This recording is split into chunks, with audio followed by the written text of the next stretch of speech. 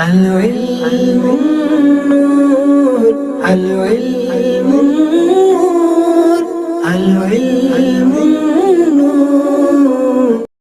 بسم اللہ الرحمن الرحیم۔ فصل المنصوب عاملہ، فصل ہے کس کے بارے میں؟ ان عاملوں کے بارے میں جو فعل مضارع کو نصب کرتے ہیں۔ المنصوب عاملہ یعنی وہ فعل مضارع کہ جس پر ایسے عامل آئیں جو اس فعل مضارع کو نصب دیتے ہیں۔ المنصوب عاملہ یعنی جو فعل مضارع کو نصب دیں وہ عامل، اس فعل مضارع کا عامل کتنے حروف ہیں؟ خمسۃ احرف، 5 حروف ہیں۔ ان، لن، کئی، اذن و ان المقدرہ، یہاں ان سے ان مقدرہ، اور پہلا والا جو ان ہے وہ ان ملفوظہ، صحیح ہے؟ اور ان یہ 7 جگہوں میں مقدر ہوتا ہے، اور جمہور علماء کا مذہب یہ ہے کہ صاحب فعل مضارع کو نصب دینے والے جو ہیں وہ 4 ہیں، ان، لن، کئی، اذن، حتیٰ کے بعد جو مقدر ہوتا ہے ان وہ یہی والا ان مقدر ہوتا ہے جو شروع میں ہے۔ اور یہ فعل مضارع کو جو نصب کرنے والے حروف ہیں ان میں جو اصل ہے وہ نصب دینے والا کون ہے؟ وہ ان ہے۔ یہ عامل ناصب تو ہے ان، یہ اصل ہے، اور باقی اس پر قیاس کرتے ہوئے فعل مضارع کو نصب دیتے ہیں۔ لفظاً عمل تو یہی کرتے ہیں لیکن معنی عمل ہر کسی کا الگ الگ ہے، صحیح ہے؟ بتا رہے ان، لن، کئی، اذن و ان المقدرہ، مقدرہ کیا کر کے یہ کس کی ذمہ ہے؟ ملفوظہ، تو پتہ لگا ایک ان ملفوظہ ہوتا ایک ان مقدرہ ہوتا، اس کی بحث آگے آئے گی۔ میں کر رہے ہیں ارید ان تحسن الیہ، میں چاہتا ہوں کہ آپ مجھ پر احسان کرو، میں چاہتا ہوں کہ آپ ارید ان تقوم، میں چاہتا ہوں کہ آپ کھڑے ہو، ارید ان تتکلم، میں چاہتا ہوں کہ آپ بات کرو، صحیح نا؟ ارید ان اذهب الی بیتی، میں اپنے گھر جانا چاہتا ہوں، صحیح ہے؟ تو ان فعل مضارع پر داخل ہوتا ہے تو فعل مضارع کو کیا کرتا ہے؟ نصب کرتا ہے، اور مزید یہ معنی عمل یہ کرتا ہے کہ فعل مضارع کو مصدر کے معنی میں کر دیتا ہے۔ لفظاً عمل تو یہ ہے کہ فعل مضارع کو نصب کرتا ہے، اور معنی عمل اس کا یہ ہے کہ صاحب کیا کرتا ہے؟ یہ مصدر کے معنی میں کر دیتا ہے۔ اب ان فعل مضارع کا مجموعہ یہ مصدر کے معنی میں ہوتا ہے، والا چیز ہم کہہ دیتے ہیں ان فعل مضارع کو مصدر کے معنی میں کر دیتا ہے، بلکہ ان اپنے فعل مضارع کے ساتھ جس کے ساتھ بھی آیا دونوں کا مجموعہ مصدر کے معنی میں ہوتا ہے، صحیح ہے؟ ایک ان مخففہ من المثقلہ بھی ہوتا ہے، صحیح نا؟ کیا ہوتا ہے؟ ایک ان مخففہ عن المثقلہ بھی ہوتا ہے، اور ایک ان تفسیریہ بھی ہوتا ہے، صحیح ہے؟ وہ قرائن کے اعتبار سے پہچان لیا جاتا ہے۔ بالا یہاں پہ جو بات چل رہی ہے وہ اس ان کی بات چل رہی ہے جو فعل مضارع کو نصب کرتا ہے۔ وَأَنَا لَنْ أَضْرِبَكَ، ہرگز میں ہرگز آپ کو نہیں ماروں گا۔ لن فعل مضارع کو نصب کرتا ہے، لیکن یہ لفظاً تو عمل یہی کرتا ہے لیکن معنی عمل یہ کرتا ہے کہ فعل مضارع کو کیا ہے؟ مستقبل منفی تاکیدی کے معنی میں کر دیتا ہے، میں ہرگز تجھ کو نہیں ماروں گا، صحیح ہے؟ وَأَسْلَمْتُ كَيْ أَدْخُلَ الْجَنَّةَ، میں اسلام لایا تاکہ جنت میں داخل ہوں۔ تو یہ بتانے کے لیے آتا کہ صاحب ما قبل، ما بعد کے لیے سبب ہے، ما قبل سبب ہے، اپنے ما بعد کے لیے یہ بتانے کے لیے کیا آتا ہے، ایک لام لاوے کیا ہوتا، صحیح ہے؟ تو اسلم تو میں اسلام لایا تاکہ جنت میں داخل ہوں، تو اسلام لانا جنت میں داخل ہونے کا سبب ہے۔ تو کہیں کس لیے آتا؟ لفظاً عمل تو یہ کرتا ہے، فعل مضارع کو نصب کرتا ہے، نون اعرابی ہو تو گرا دیتا ہے، صحیح ہے؟ 5 جگہ کیا کرتا ہے؟ نصب کرتا ہے، 7 جگہوں سے نون اعرابی گرا دیتا ہے، اور 2 جگہ کچھ عمل نہیں کرتا۔ معنی عمل یہ کرتا ہے کہ صاحب یہ بتانے کے لیے آتا کہ صاحب اس کا ما قبل ما بعد کے لیے سبب ہے، وہ ما بعد کیا مسبب ہے، صحیح ہے؟ وَإِذَنْ يَغْفِرَ اللَّهُ لَكَ، اس وقت تو اللہ تعالیٰ تجھے بخش دے گا، تب تو اللہ تعالیٰ تجھے بخش دے گا۔ اب اذن جو ہے یہ کسی سوال کا جواب واقع ہوتا ہے، انا آتی کا غدن، میں تیرے پاس آؤں گا، ہے نا؟ انا آتی کا غدن، بات ایسی میں کیا جواب ہے اس کا؟ انا آتی کا غدن، میں تیرے پاس کل آؤں گا، تو ایسا جواب کیا ہوگا؟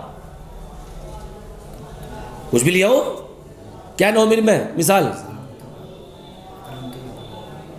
اذن اکرمک کا تب تو میں تیری تعظیم کروں گا. اب اذن کے لیے 2 شرطیں ہیں. اذن جب فعل مضارع کو نصب کرے گا تو اس کے لیے 2 شرطیں ہیں. ایک یہ کہ وہ استقبال کا معنی دے, ایک یہ کیا ہے, استقبال کا معنی دے. پھر اذن کا جو ما بعد ہے, ما قبل کا معمول نہ بن سکے. کیا ہے؟ ما قبل کا معمول نہ ہو. پہلا کیا ہے؟ 2 شرطیں, اس میں 2 چیزیں نہ پائی جائیں. یہ کہہ دو, ایک یہ کہ صاحب اذن کا ما بعد ما قبل کا معمول نہ بن سکے. اذن کا ما بعد ما قبل کا معمول نہ ہو. ایک شرط جو نہیں پائی جائے گی اس کے اندر, تب اذن فعل مضارع کو نصب کرے گا. اور دوسرا یہ کہ صاحب حال کا معنی نہ پایا جائے, اس کے اندر حال کا معنی نہ پایا جائے, اور کسی کے جواب میں واقع ہو, تب کہیں جا کر کے اذن فعل مضارع کو نصب کرے گا. لیکن جب اپنے ما قبل کا معمول بن جائے تو اس وقت یہ اذن فعل مضارع کو نصب نہیں کرے گا بلکہ مرفوع ہوگا. مثال کے طور پر یہ کہا کسی نے انا آتی کا, میں تیرے پاس آؤں گا. آپ نے کہہ دیا انا اذن اکرمک, انا اذن اکرمک, میں اس وقت تیری تعظیم کروں گا. تو اب میں نے کیا کہا تھا کہ اس میں یہ چیز نہ پائی جائے کہ وہ اپنے ما قبل کا معمول نہ ہو.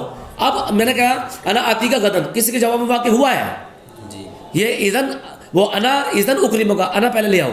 تو انا یہاں پر مبتدا ہے اور اذن اکرمک یہ پورا مل ملا کر کے خبر ہے.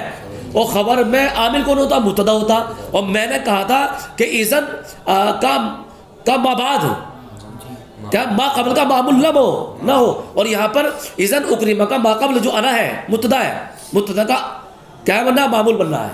یہ کوئی خبر ہے اور خبر میں عامل کون ہوتا؟ مبتدا ہوتا. تو اس وقت یہ اذن فعل مضارع کو نصب نہیں دے گا بلکہ فعل مضارع مرفوع ہوگا. سمایا؟ دوسری بات یہ کہ صاحب اس میں حال کا معنی نہ ہو, استقبال کا معنی پایا جائے. جب حال کا معنی پایا جائے گا تو تب بھی کیا ہوگا؟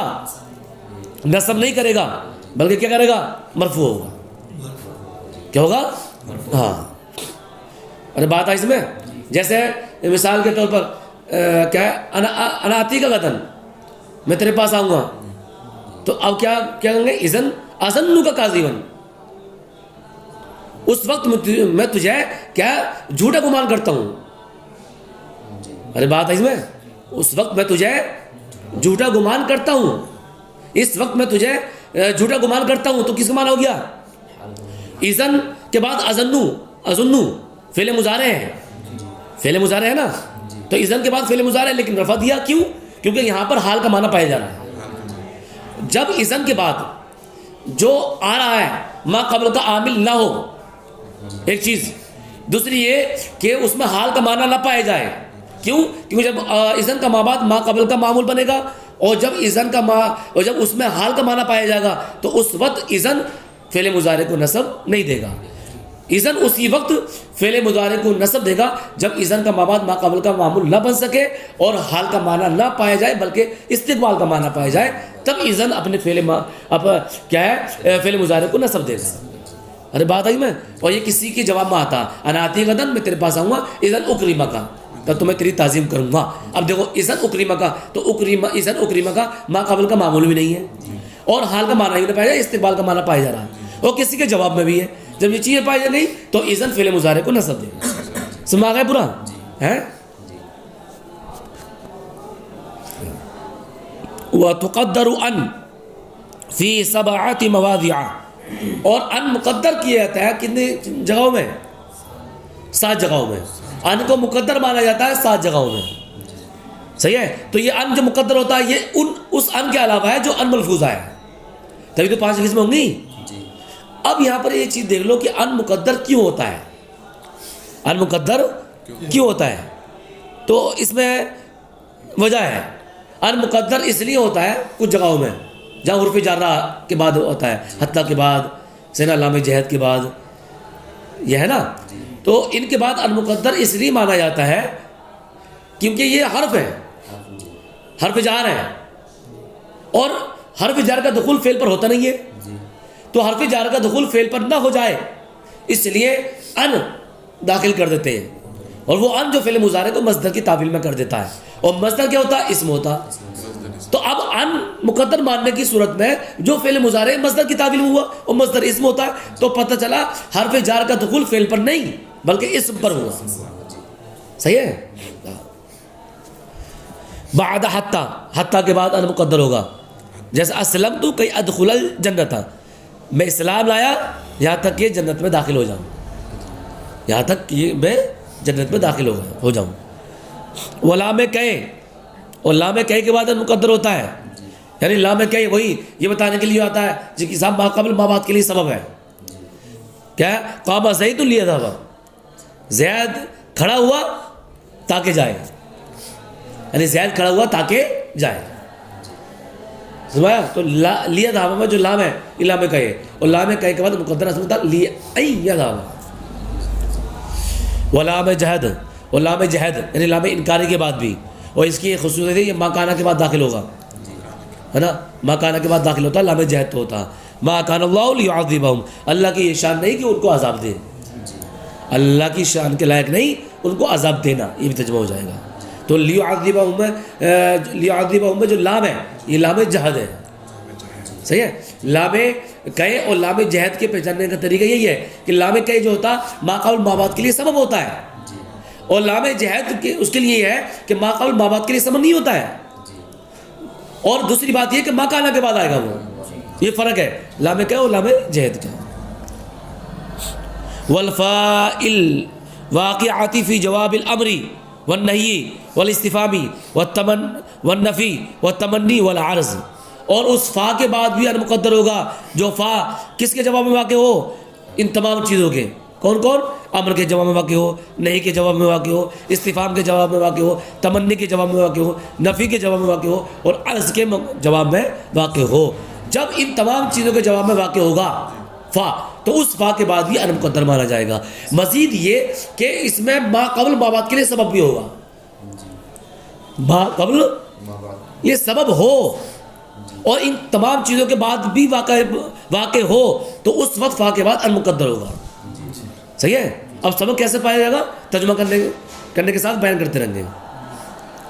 مثال کے طور پر نائب اسلم فتسلم، اسلم فعل امر ہے، فعل امر کے جواب میں فا آیا، اب اس فا کے بعد ان مقدر ہے فتسلم، اسلام لا تاکہ سلامت رہے، تو مطلب وہ اسلام لانا سلامت رہنے کا سبب ہے، تو ما قبل ما بعد کے لیے سبب ہوا، یہ علت ضرور پائی جائے گی، یا تو شرط کہہ دو، یہ شرط ہے کہ کیا فا ان تمام چیزوں کے جواب میں تو واقع ہوگا۔ مزید یہ بھی ماننا پڑے گا کہ صاحب اس میں ما قبل ما بعد کے لیے سبب ہوگا، سمجھا گیا؟ تو کیا ہے؟ اسلم فتسلم، تو اسلام لا تاکہ سلامت رہے، تو اسلام لانا سلامت رہنے کا سبب ہے، محفوظ رہنے کا سبب ہے۔ ولا تعصی فتعذب، ولا تعصی فتعذب نہیں کے جواب میں واقع ہے، نہیں کی مثال ہے یہ، ولا تعصی فتعذب، تو نافرمانی مت کر کہ عذاب دیے جائے، تو کیا نافرمانی کرنا عذاب نہ دینے کا سبب ہے، صحیح نا، اور نافرمانی کرنا عذاب دینے کا سبب ہے، تو ما قبل ما بعد کے لیے سبب ہوا، اور یہاں پر فا جائے کس کی جواب میں واقع ہے؟ نہیں کی جواب میں واقع ہے، تو اس فا کے بعد بھی مقدر ہے، اس لیے فتعذب منصوب پڑھا گیا۔ آگے بیان کر رہے ہیں وَهَلْ تَعَلَّمُوا فَتَنْجُوَا، تعلموا اصل میں تتعلموا تھا، باب تفاعل سے ہے، باب تفاعل کی ایک تا کو حذف کر دیا جاتا ہے، تو یہاں پر تا کو حذف کرنے کے بعد پڑھا گیا هل تعلموا، تو هل تعلموا فتنجوا، کیا تو سیکھتا ہے کہ نجات پائے؟ تو یہاں پر فا جو ہے استفہام کے بعد واقع ہے، اور ما قبل ما بعد کے لیے سبب بھی ہے، یعنی سیکھنا نجات پانے کا سبب ہے، تو یہاں پر بھی فایا اور فا کے بعد ان مقدر ہوگا، تو پڑھا جائے گا فتنجوا۔ وما تزورنا فنکرمک، تو ہماری زیارت نہیں کرے گا کہ ہم تیری تعظیم کریں، تو ہماری زیارت نفی کے جواب میں واقع ہے، تو ما تزورنا فعل مضارع منفی ہے، تو ہماری زیارت نہیں کرے گا، فنکرمک تو نفی کے جواب میں واقع ہوا فا، تو اس فا کے بعد ہی ان مقدر ہے، اس لیے فعل مضارع کیا منصوب ہے، صحیح ہے. اور وہاں پر کیا تھا فتن، وہ تو کیا تھا فتن جبا پڑھے گا نا، فتن جبا. حل کیا ہے، حل تعلم فتن جبا، یہ حل تتعلم فتن جبا، اس میں اعراب نہیں پڑھا تھا ہم نے. وما تزورنا فنکرمک، کیا تو ہماری زیارت نہیں کرے گا کہ ہم تیری تعظیم کریں. تو بتلا زیارت کرنا یہ تعظیم کرنے کا سبب ہے. تو ماں قبل ماں بعد کے لیے سبب ہوا. ولیت لی مالا فانفقہ، یہ کس کی مثال ہوئی؟ تمنی کی. کاش میرے لیے مال ہوتا تو میں اس کو خرچ کرتا. تو بتلا مال کا ہونا خرچ کرنے کا سبب ہے، صحیح نا. لیت لی مالا فانفقہ، کاش کہ میرے لیے مال ہوتا تو میں اس کو خرچ کرتا.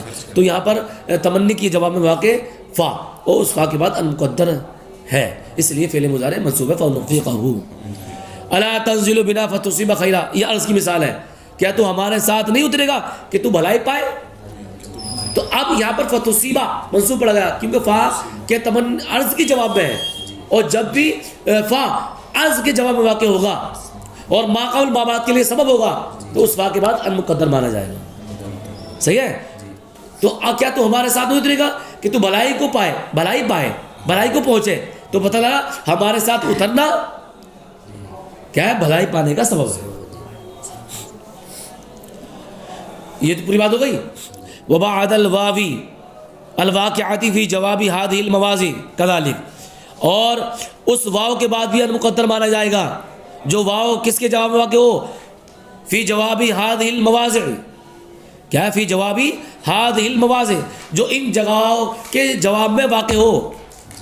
یعنی وہی امر، نہیں، تمنی، استفہام، عرض، نفی، ان تمام چیزوں کے جواب میں واقع ہو رہا تھا فا، تو اس فا کے بعد المقدر تھا. ایسے ہی ان تمام چیزوں کے جواب میں اگر کیا ہے واو ان تمام چیزوں کے جواب میں واقع ہو جو اوپر مذکور ہوئی تو اس واو کے بعد بھی المقدر مانا جائے گا. اب مثالیں کیا ہے، اس کی مثال نہیں دی ہے، مثال ہے اسی پہ قیاس کر لو. جہاں فا ہے وہاں واو لے ہو. صحیح ہے، مانا وہی ہوگا. نائب جیسے اسلم و تسلم، اسلام لا تاکہ سلامت رہے. صحیح ہے، الاخری آخر تک. وبعد او بمعنی الا ان او الا ان، اور اس او کے بعد بھی ان مقدر ہوتا ہے جو واو کس کے معنی میں ہو؟ الا ان یا الا ان کے معنی میں ہو.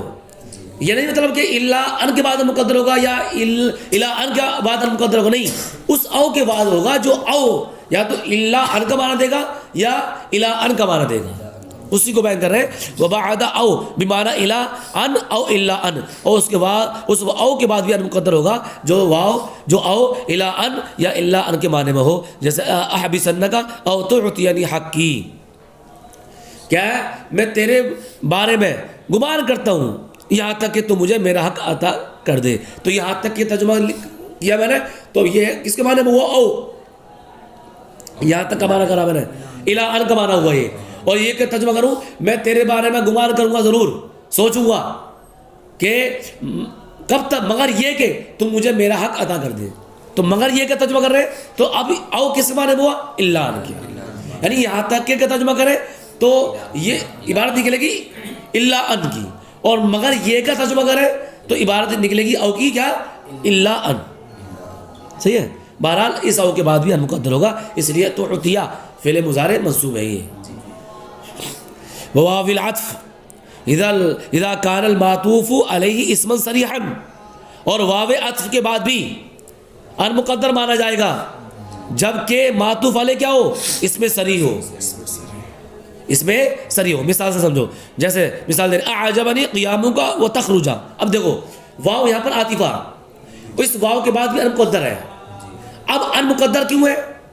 کیونکہ اگر واو کو مقدر، واو کے بعد ان کو مقدر نہ مان کر اگر ہم پڑھیں وہ تخرجو تو جملے کا عطف جز پر مفرد پر لازم آئے گا، اور جملے کا عطف جملے پر ہوتا ہے، جملے کا عطف مفرد پر نہیں ہوتا ہے. تو اس لیے واو کے بعد ان مقدر مان لیا. جو ان مقدر ہوا تو یہ مصدر کی تعویل میں ہو گیا، یعنی مفرد ہو گیا، تو مفرد کا عطف مفرد پر ہو گیا.